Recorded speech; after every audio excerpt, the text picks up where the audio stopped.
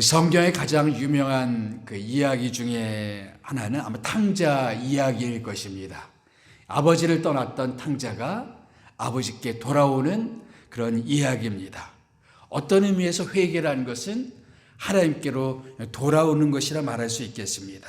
그래서 오늘 말씀은 여호와께 돌아가자. 오늘 1절 말씀에도 돌아간다는 말씀이 나오고 있죠. 우리 1절 말씀을 다 같이 읽어볼까요? 시작. 이스라엘아, 내가 돌아오거든 내게로 돌아오라. 내가 돌아오려거든 내게로 돌아오라. 돌아온다는 것은 떠났다는 것을 전제하고 있죠. 성경은 우리 모두는 다 하나님을 떠났던 존재라고 말씀하고 있습니다.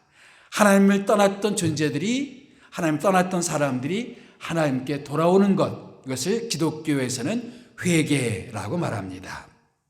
오늘 본문 말씀은 주전 600년경에 예레미야 시대에 선포되었던 메시지입니다. 그 당시에도 이스라엘 사람들이 하나님을 떠났다라고 하나님은 말씀하고 있습니다. 오늘 예레미야 말씀 보게 되면 예레미야 1장, 2장은 바로 이스라엘 백성들이 어떻게 하나님을 떠났는가에 대해서 자세하게 상수를 하고 있습니다. 그리고 이제 3장부터는 돌아오라는 그런 호소가 계속 반복적으로 주어지고 있습니다. 3장 11절부터 13절까지 말씀을 보게 되면 돌아오라는 첫 번째 호소가 나옵니다. 거기 핵심 구절이 12절인데요. 다 같이 읽어볼까요? 시작. 여호와께서 이르시되 배역한 이스라엘아 돌아오라. 나의 노한 얼굴을 너희에게로 향하지 아니하리라. 돌아오라 말하고 있죠. 배역한, 이 배역이란 말은 배반한, 주님께 등을 돌린 그런 뜻입니다. 하나님을 배반한 이스라엘아 돌아오라라고 말씀하고 있습니다. 그런데 돌아와야 될 이유가 뭐예요? 나의 노한 얼굴을 너희에게 향하지 아니하리라. 다시 말하면 내가 진노를 쏟겠지만 그러나 돌아오면 내 분노를 거두겠다라는 말씀입니다. 우리가 돌아와야 될 이유, 하나님이 우리에게 긍휼을 베풀어 주실 것이기 때문에. 또 말씀 보게 되면 3장 14절부터 20절까지 말씀을 보게 되면 두 번째 호소가 나옵니다. 돌아오라는 두 번째 호소가 나와요. 근데 이 두 개의 호소 가운데 두 번째 말씀의 키워드가 14절 말씀이에요. 14절 말씀. 다 같이 읽어봅시다. 시작. 여호와의 말씀이니라 배역한 자식들아 돌아오라. 나는 너희 남편이니라. 다시 한번 돌아오라는 메시지가 주어지고 있죠. 그런데 이번에는 돌아와야 될 이유가 뭐예요? 내가 너희의 남편이다. 예레미야 1장부터 쭉 보게 되면 하나님과 우리의 관계를 남편과 아내의 관계로 묘사합니다. 이스라엘은 마치 뭐와 같으냐? 자기 남편을 떠나서 다른 남자를 쫓아가는 것 같은 그런 모습이다. 그래서 다른 남자는 뭐냐? 우상이죠. 그래서 하나님을 떠나서 다른 신을 섬기고 있는 이스라엘 백성들을 가리켜서 남편을 떠났다. 그런데 오늘 성경 말씀은 뭐라고 말씀하고 있습니까? 내가 진짜 네 남편이다 이거예요. 내가 진짜 내 남편인데 남편에게로 돌아와야 되지 않겠느냐, 그런 말씀입니다. 또 세 번째에도 다시 한번 돌아오라는 세 번째 호소가 주어집니다. 3장 21절부터 마지막 절까지 말씀 보게 되면 다시 한번 돌아오라는 메시지가 주어지는데 22절 말씀 다시 한번 읽어봅시다. 시작. 배역한 자식들아 돌아오라. 내가 너희의 배역함을 고치리라. 우리가 돌아와야 될 또 한 가지 이유가 뭐예요? 우리가 주님께 돌아가면 주님께서 우리를 고쳐주시겠다라고 말씀합니다. 결국 하나님을 떠나면 우리는 망가질 수밖에 없습니다. 하나님을 떠난 인생은 망가진 인생을 살아갈 수밖에 없어요. 우리가 왜 하나님께로 돌아가야 될까요? 바로 하나님께 돌아가면 어떻게 하신다고? 우리를 고쳐주시겠다라고 약속해 주십니다. 그리고 이제 4장에 들어서 네 번째 호소가 이어집니다. 그것이 오늘 읽은 본문 말씀이에요. 오늘 우리가 봉독할 말씀입니다. 4장 1절부터 4절까지가 네 번째 호소예요. 돌아오라는 네 번째 호소입니다. 근데 첫 번째, 두 번째, 세 번째 호소에서는 돌아와야 될 이유를 설명했어요. 그런데 네 번째 호소에서는 이 돌아온다는 뜻이 뭐냐를 더 자세하게 설명하고 있습니다. 그것이 오늘 설교의 주제입니다. 우리가 여호와께 돌아간다. 그 뜻이 무엇인가? 다시 말하면 여호와께 돌아간다는 것은 회개한다는 말인데, 회개한다는 말이 도대체 무슨 뜻이냐? 하나님께 돌아간다는 것이 도대체 무슨 뜻이냐? 첫째로, 하나님께 돌아간다는 것은 하나님과의 관계를 새롭게 한다는 뜻입니다. 1절 말씀 다시 한번 읽어봅시다. 시작. 이스라엘아, 내가 돌아오려거든 내게로 돌아오라. 내가 만일 나의 목전에서 가정한 것을 버리고 내가 흔들리지 아니하면, 자, 회개, 너희가 돌아오려거든 누구에게로? 내게로. 내는 누굽니까? 하나님이죠. 결국 회개는 누구에게 돌아가는 거예요? 하나님께 돌아가는 겁니다. 다시 말하면 하나님과의 관계를 새롭게 하는 것이 회개입니다. 그런데 하나님과의 관계를 새롭게 하기 위해서 우리에게 필요한 것이 있어요. 뭐가 필요합니까? 내가 만일 나의 목전에서 가증한 것을 버리고 흔들리지 아니하면, 흔들리지 아니하는 마음으로 가증한 것을 버려야 된다. 이 가증한 것이 뭘까요? 우상들입니다. 우상들.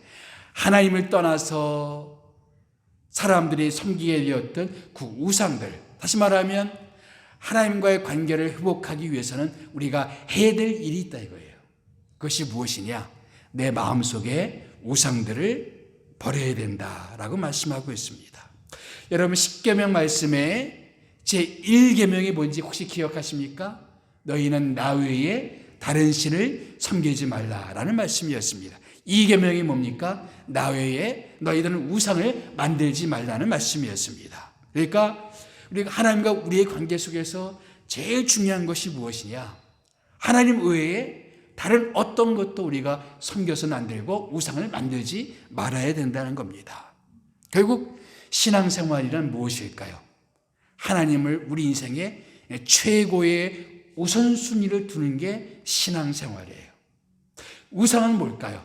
하나님보다 더 중요하게 여기는 것들이 생기는 것이 내 우상들입니다.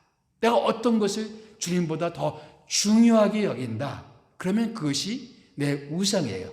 내가 섬기는 것, 내 마음을 다해서 내 시간을 드리고 내 돈을 드리고 내 마음을 쏟는 것, 하나님보다 더 마음을 쏟는 것, 그것이 바로 우리의 우상일 수가 있다.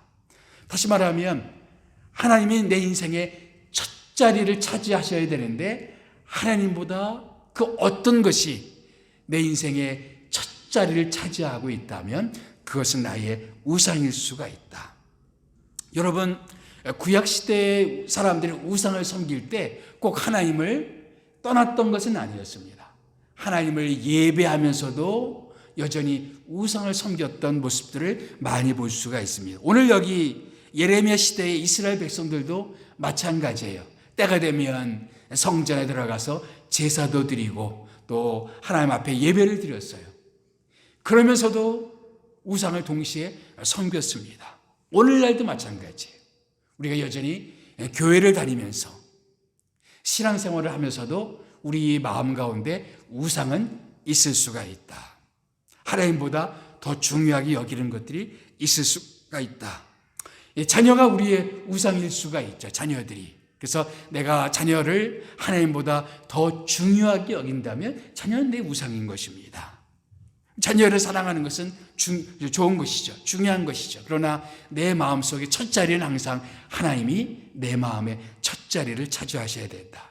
일이 우리의 우상일 수가 있습니다. 일이. 그래서 일 때문에 하나님을 예배하지 못하고 일 때문에 하나님께 나오지 못한다면 일은 우리의 우상인 것이죠.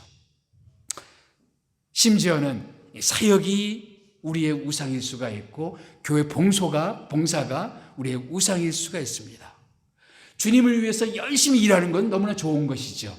그런데 너무 열심히 일하다 보니까 주님과의 어떤 개인적인 시간을 내지 못하고 말씀 읽는 시간을 내지 못하고 기도하지 못하는 시간을 내지 못한다면 일이 내 우상이 될 수가 있는 겁니다. 때로는 은밀한 우상들도 있을 수가 있죠. 사람들은 몰라요. 그런데 내 마음속에 자리 잡고 있는 은밀한 우상들도 있을 수가 있습니다. 근데 그 우상들은 내가 하나님께 나아가는 것, 하나님께 돌아가는 것을 방해할 수가 있다라는 것이죠. 교회사에 유명한 인물 중에 어거스틴이라는 인물이 있습니다. 아마 많이 들어보셨을 거예요. 이 어거스틴은 어릴 때부터 신앙적인 어머니 밑에서 자라갔습니다. 그래서 어릴 때 그 양육을 잘 받았는데 어거스틴이 크고 대학에 가면서 교회를 떠났어요. 그리고 마니교라는 그런 다른 종교에 심취해서 거기에 빠져들기 시작했습니다. 그래서 이 어거스틴을 위해서 그 어머니 모니카라는 그 어머니는 계속해서 어거스틴을 위해서 기도를 했어요. 이 아들이 돌아오도록 기도를 했습니다. 그 기도의 응답이었을까요? 어느 날 이 어거스틴은 그 도시의 유명한 어떤 목사님의 설교를 우연히 듣게 되었는데 그때부터 마음이 조금씩 열리기 시작했어요. 그런데 마음이 열리기 시작했지만 하나님께 결단을 내리지 못하는 어떤 요소가 있었어요. 왜냐하면 신앙을 떠나면서 그의 생활이 아주 방탕한 생활을 하게 되는데 그 당시에도 어떤 여인과 동거하고 있었습니다. 만약 내가 신앙을 갖게 된다면 이 관계를 청산해야 되는데 그것을 하지 못하고 있었어요. 그러다 어느 날 집 밖에서 어떤 노래가 들려오는데 동네 아이들이 부르는 노래였는데 그 뜻이 뭐냐면은 집어서 읽어라, 집어서 읽어라 이런 노래가락이었어요. 근데 마치 어거스틴에게는 성경 말씀을 읽어라, 성경 말씀을 읽어라 그런 뜻으로 받아들여졌다고 그래요. 그래서 성경 말씀을 딱 폈는데 마침 그 구절이 이 구절이었어요. 로마서 13장 11절부터 14절까지. 또한 너희가 이 시기를 알거니와 자다가 깰 때가 벌써 되었으니 밤이 깊고 낮이 가까웠으니 그러므로 우리가 어둠의 일을 벗고 빛의 갑옷을 입자. 낮에와 같이 단정히 행하고 방탕하거나 술 취하지 말며 음란하거나 호색하지 말며 오직 주 예수 그리스도로 옷 입고 정욕을 위하여 육신의 일을 도모하지 말라. 이 말씀이 어거스틴의 마음에 깊이 박혔어요. 그리고 드디어 결단을 내립니다. 여인과의 관계를 다 청산하고 주 예수를 따르기로 결단을 내려요. 어거스틴에게는 그 여인이 우상이었던 것이죠. 그것을 결단했던 것입니다. 우리가 하나님께 돌아간다는 것은 때때로 내 마음에 자리 잡고 있으면서 하나님께 나가지 못하게 만드는 그 어떤 것들, 그것을 청산하는 것입니다. 어떤 사람에게는 그것이 어떤 습관일 수가 있고 어떤 사람에게는 그것이 돈일 수가 있고 어떤 사람은 또 다른 어떤 것일 수가 있습니다. 내가 하나님께 더 깊이 나가지 못하도록 방해하는 그 어떤 우상들. 우리가 하나님께 돌아간다는 것은, 우리가 회개한다는 것은 내 마음속에 있는 그 우상들을 주님 앞에 내려놓는 것입니다. 그리고 그렇게 해서 하나님과의 관계를 회복하는 겁니다. 하나님과 관계를 회복한다는 뜻이 뭘까요? 다시 말하면 하나님을 내 인생의 첫 자리에 모시는 것입니다. 그 어떤 관계보다도 어떤 일보다도 어떤 사람들보다도 하나님이 내 인생의 내 마음의 첫 자리에 모셔드리는 것, 그것이 하나님과의 관계를 회복하는 것입니다. 우리가 회개한다는 것은 바로 그렇게 하나님과의 관계를 바르게 하는 것입니다. 새롭게 하는 거예요. 자, 여호와께 돌아간다는 뜻이 뭘까요? 다시 말하면 회개한다는 뜻은 무엇일까요? 두 번째로 이웃과의 관계를 새롭게 하는 것입니다. 자, 1절에서 내게로 돌아오라면서 우상을 버리고 하나님께로 돌아올 것을 말씀했어요. 그리고 2절 말씀에 이렇게 되어 있습니다. 2절 말씀 다 같이 시작. 진실과 정의와 공의로 여호와의 삶을 두고 맹세하면 나라들이 나로 말미암아 스스로 복을 비며 나로 말미암아 자랑하리라. 하나님께 돌아가기 위해서는 진실과 정의와 공의의 삶을 살 것을 맹세한다. 맹세한다는 말은 굳은 결심으로 서약하는 거죠. 결단을 내리는 것입니다. 무슨 결단을 내려요? 진실과 정의와 공의의 삶을 살 것을 결단 내리는 겁니다. 여러분, 성경에서 진실, 정의 혹은 공의 이런 말은 항상 이웃과의 관계를 우리에게 말해주고 있는 어떤 측정해주는 어떤 내용들입니다. 내가 이웃과 바른 관계를 맺고 있는가를 측정할 때 진실, 정의, 공의 이런 단어들이 나오고 있는 겁니다. 여러분, 회개한다는 것은 하나님과의 관계만 회복하는 것이 회개가 아니라는 거예요. 오늘 예레미야의 메시지는 뭐냐면은 물론 하나님과의 관계를 회복해야죠. 우상을 버리고 하나님께 돌아가는 것 회개입니다. 그러나 거기서 그치지 않고 나와 이웃과의 관계는 어떤가? 이웃과의 관계 속에서 잘못된 것을 바로 잡는 것이 회개라고 말씀하는 것을 우리는 주목해 볼 필요가 있어요. 많은 경우에 우리가 회개한다, 하나님께 돌아간다고 얘기했을 때 첫 번째만 생각해요. 하나님께 돌아가는 것, 하나님과 나와의 관계만 생각하는데 오늘 예레미야의 말씀은 이 말씀을 주고 있어요. 진실과 정의와 공의의 삶으로 이웃과의 관계를 바르게 하는 것들. 내가 하나님께 돌아왔다고 하면서도 여전히 이웃과의 관계에 어떤 문제가 있다면 내가 진정으로 하나님께 돌아왔다는 온 것인지에 대해서 우리는 질문을 던져봐야 됩니다. 회개는 전인적인 결단이에요. 수직적으로는 하나님과의 관계를 새롭게 하고 수평적으로는 내 주변 사람들과의 관계를 새롭게 하는 것이 성경적인 회개의 정의인 것입니다. 자, 그래서 우리 이웃과의 관계는 어떤 관계가 되느냐? 진실된 관계, 진실하고 다시 말하면 다른 사람과 관계 속에서 거짓된 것이 없어야 된다는 것이죠. 이웃을 속이거나 혹은 정직하지 못한 모습들, 진실되게 대하지 못하는 모습들을 바로잡아야 된다는 것입니다. 그래서 내가 다른 사람과 관계 속에서 그렇게 진실되지 못한 부분이 있다면 그것을 바로잡기로 결단을 내리는 것이 회개라는 거예요. 또 이 정의, 공의, 이 말씀이 그 히브리어에서 보게 되면 이 정의는 미시파트, 공의는 체데카 이 말인데 이 성경 사실은 미시파트를 정의로 번역할 때도 있고 공의로 번역할 때도 있고 혹은 판결로 번역할 때도 있고 여러 단어로 이렇게 혼용적으로 번역되어서 좀 헷갈릴 때가 있어요. 또 공의도 이 체데카도 때로는 의라 번역되기도 하고 어떤 때는 이 단어가 정의로 번역되기도 하고 또 어떤 때 오늘 본문처럼 또 공의로 번역되기도 하고 창세기에서 또 공도 이렇게 번역되기도 하고 그래서 번역상이 약간 우리에게 혼란을 줄 수가 있어요. 자, 우선 체데카가 뭐냐? 체데카. 보통 가장 대표적으로는 의롭다라는 거예요. 의롭다. 체데카는 뭐냐? 다른 사람들과 공정하고 의로운 관계, 바른 관계를 말하고 있는 거예요. 다른 사람과 바른 관계를 맺는 것을 체데카. 그래서 바른 관계의 일반적인 뜻이 바로 체데카입니다. 얼마 전에 작고한 팀 켈러 목사님은 성경에 나오는 체데카의 어떤 단어를 쭉 연구하면서 세 가지로 이 체데카를 요약을 했어요. 첫째는 이웃과 공정하고 바른 관계를 맺는 것. 그래서 다시 말하면 다른 사람을 동등하게 대우하는 것이 체데카다, 정의로운 관계다라는 거예요.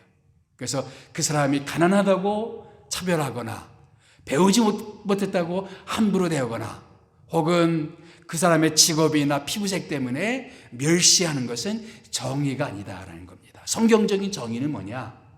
누구라도 하나님의 형상으로 입은 사람이라는 것을 기억하고 동등하게 대하는 것이 정의다라는 것입니다.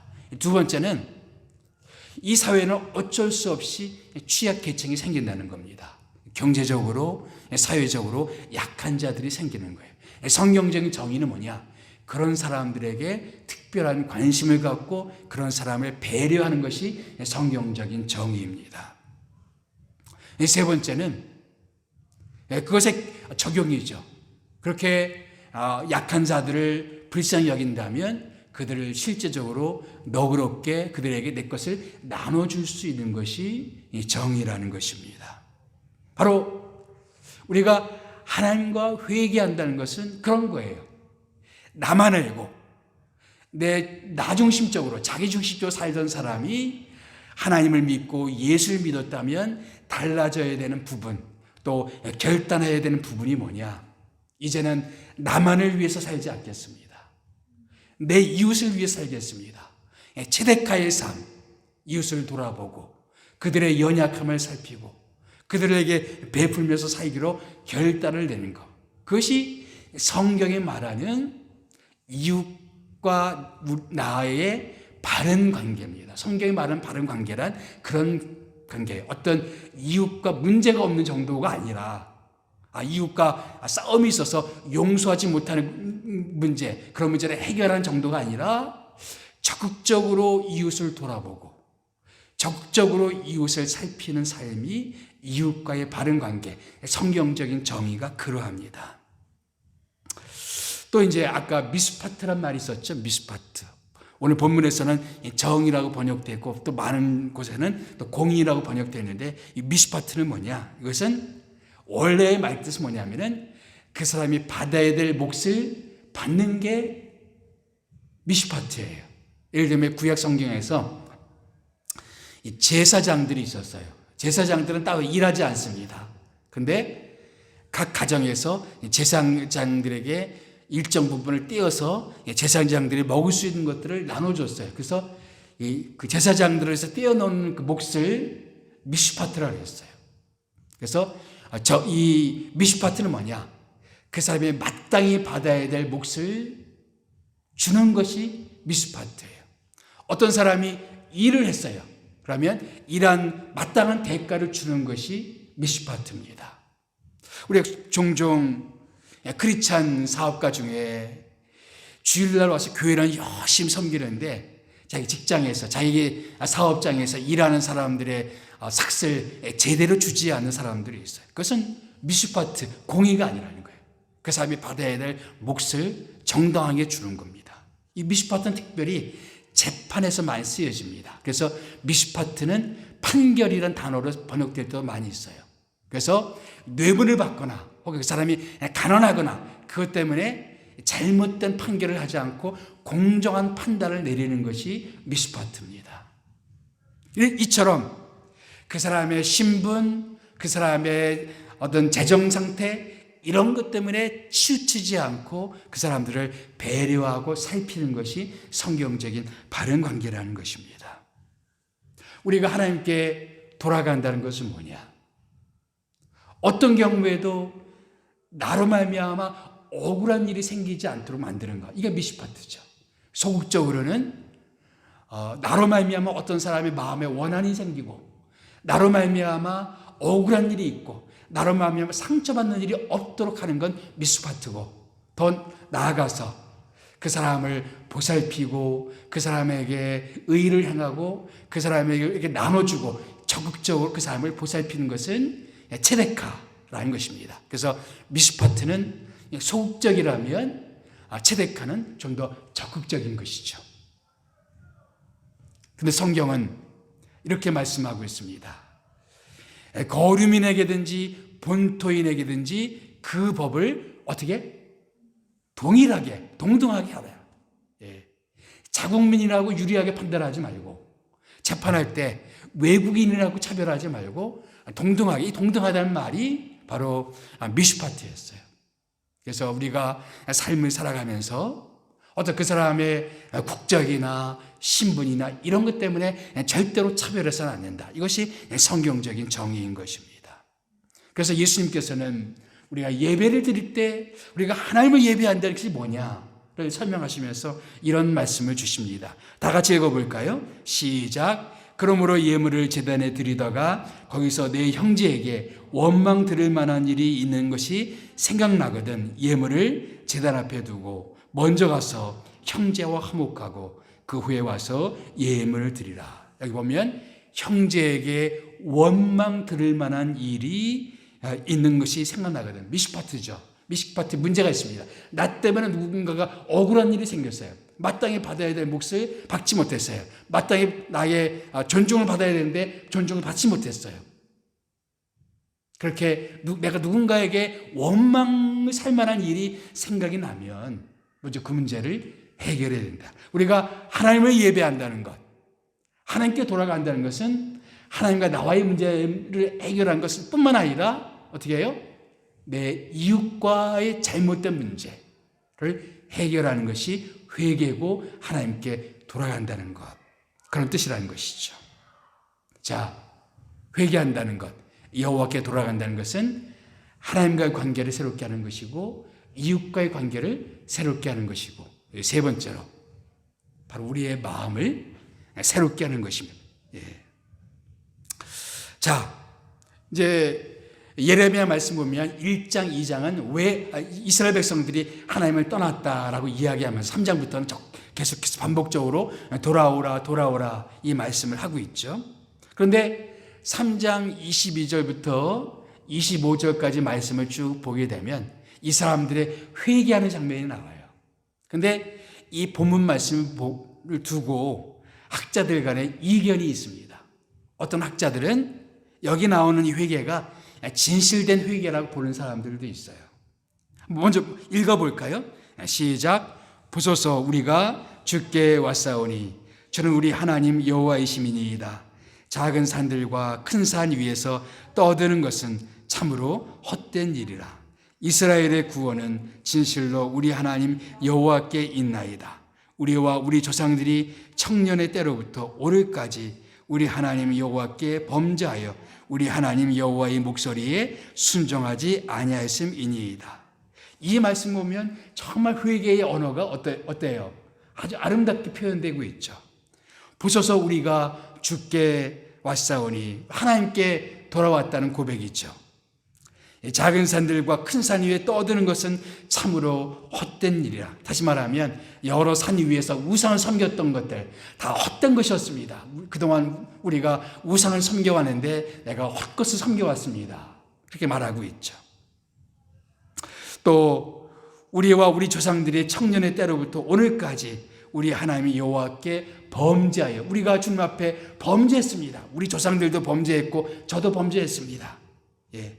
진실된 그런 회개처럼 보여집니다. 그런데 어떤 분들은 이 회개는 진실된 회개가 아니다라고 그렇게 여기는 사람도 많습니다. 왜냐하면 이제 4장에 들어와서부터 오늘 우리가 읽은 본문이죠. 어떻게 시작해요?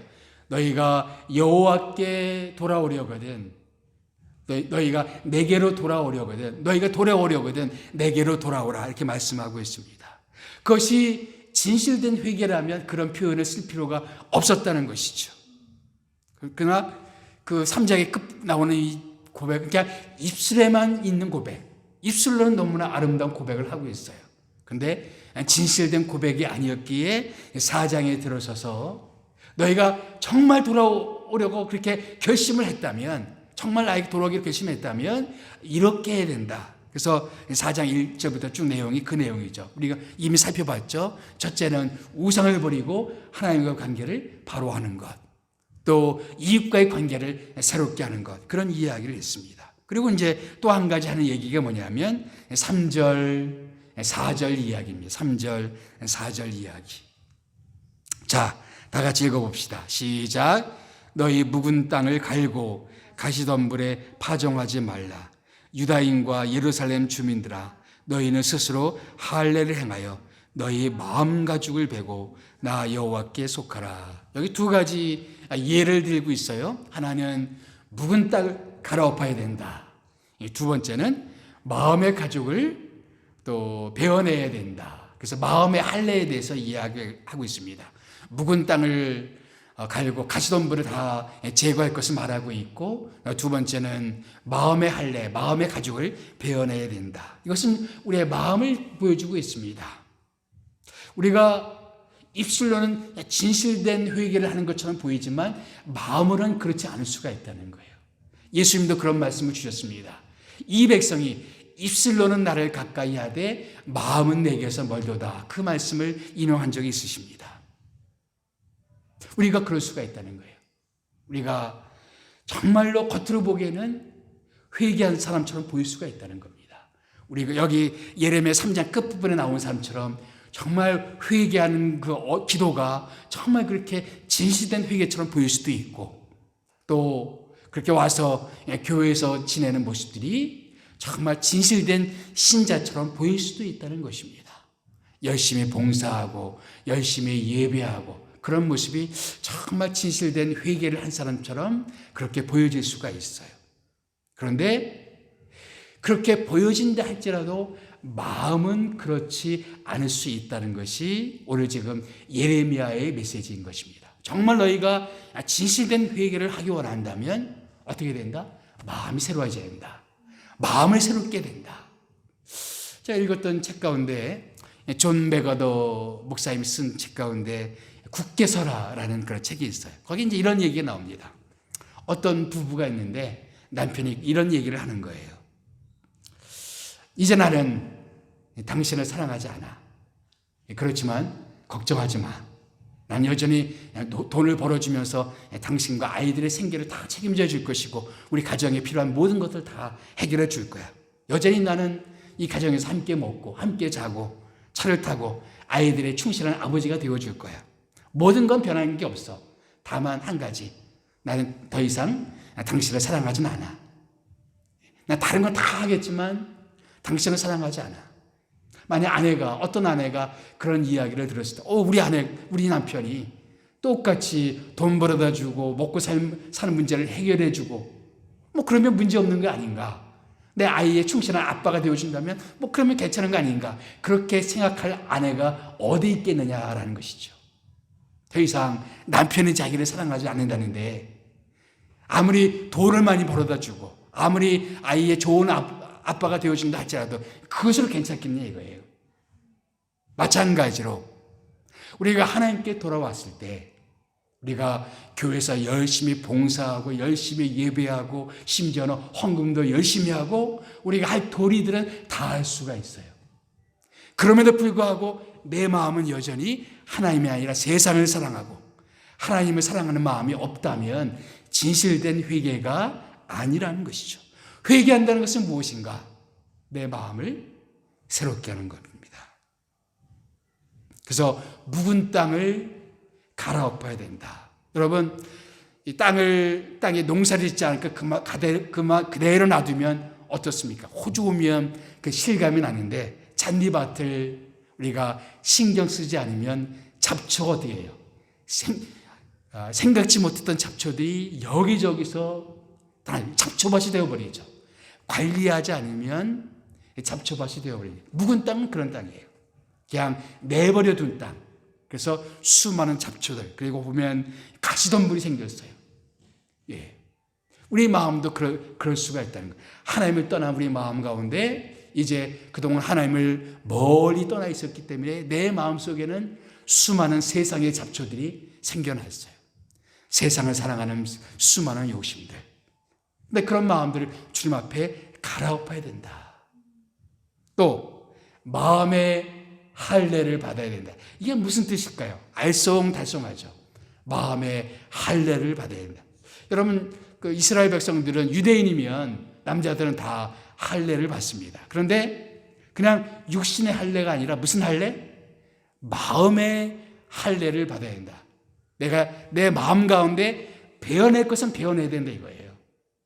신명기 말씀에 그래서 마음의 할례에 대해서 이야기하고 있습니다. 다 같이 읽어볼까요? 시작. 내 하나님 여호와께서 내 마음과 내 자손의 마음에 할례를 베푸사 너로 마음을 다하고 뜻을 다하여 내 하나님 여호와를 사랑하게 하사 너로 생명을 얻게 하실 것이며. 마음의 할례를 대해서 그 결과가 뭡니까? 하나님을 사랑하는 것이죠. 예. 다시 말하면 하나님을 사랑하지 못하게 만드는 것들이 내 마음에 있다면 그것을 베어내야 된다 이거예요. 그리고 하나님을 사랑해야 된다. 진심을 다해서 하나님을 사랑하는 것이 마음의 할례인 것입니다. 그러므로 여러분, 우리가 하나님께 간다는 것은 내 마음으로 하나님께 돌아간다는 거예요. 기독교는 입술이 아닙니다. 우리는 기도도 필요하고 고백도 필요하지만 입술이 아니에요. 기독교는 어떤 겉모습이 아닙니다. 겉으로 아무리 열심히 주님을 섬긴다 할지라도 내 마음이 하나님께 멀어져 있다면 진실된 회개가 아니라는 것이죠. 회개한다는 것은 내 마음을 새롭게 하는 것입니다. 근데 이 신명기 말씀 보게 되면 마음의 할례를 행하는 주체가 누굽니까? 신명기 말씀에서는 내 하나님 여호와께서 내 마음의 할례를 행하사. 그러니까 우리의 마음을 새롭게 하는 주체가 누구예요? 우리가 아니라 누구예요? 하나님께서 우리의 마음을 새롭게 해주셔야 된다는 것입니다. 사실 이것은 예레미야 시대의 어떤 사건을 염두에 둔 말씀이에요. 예레미야는 요시야 왕 때에 예언 활동을 시작한 그런 사람이었습니다.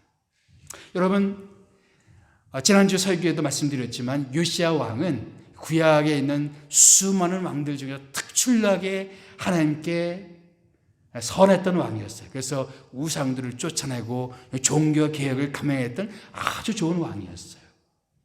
그런데 하나님은 예레미야를 통해서 그들이 겉으로는 정말 새로워지는 것 같고 성전을 새롭게 하고 유월절을 지키고 정말 새롭게 되는 것 같은데 예레미야를 통해서 주시는 메시지가 뭐예요? 마음은 그렇지 않았다는 거예요. 그래서 성경 예레미야 전체의 그 중심 구절에 예레미야 31장에 나오는데 그것이 무슨 얘기냐면 하나님이 때가 되면 하나님이 우리와 새 언약을 맺으실 것이다. 새 언약은 뭐냐?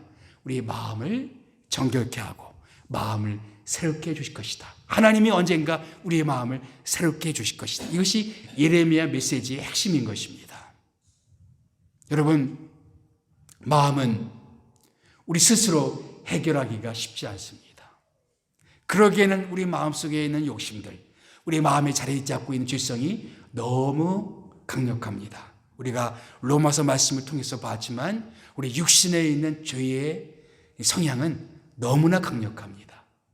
그렇기 때문에 하나님께서 우리 가운데 임하셔서 우리의 마음을 새롭게 해주셔야 돼요. 다시 말하면 내가 하나님께 돌아간다. 내 마음을 새롭게 하는 건데 이것은 무슨 뜻이 되냐면은 바로 성령 하나님 앞에 나가서 내 마음을 새롭게 해달라고 간절히 기도하는 거예요. 하나님이 아니면 내 마음을 스스로 해결할 수가 없습니다. 내 마음을 새롭게 할 수가 없습니다. 하나님, 내 마음을 새롭게 해 주시옵소서. 이런 고백이나 마찬가지인 것입니다. 오직 우리가 로마서 8장에서 보았듯이 육신의 노력으로 열심히 내 죄를 없애야 하고 노력했지만 그건 되지 않아요. 오직 성령이 내게 임하시면 내 마음을 새롭게 해주신다고 했습니다.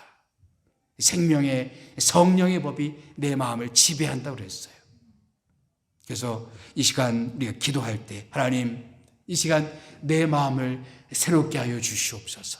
여전히 세상을 사랑하고 여전히 육신을 사랑하는 우리의 마음을 이 시간 주의 거룩한 성령으로 새롭게 해주시고 예수 그리스도의 십자가의 보혈로 우리를 정결하게 해주시옵소서. 여전히 내 마음에는 부정한 것이 많습니다.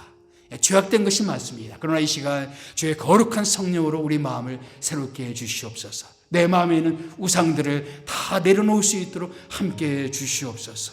그리고 우리가 기도했으면 좋겠습니다. 자, 이 시간 기도하겠습니다.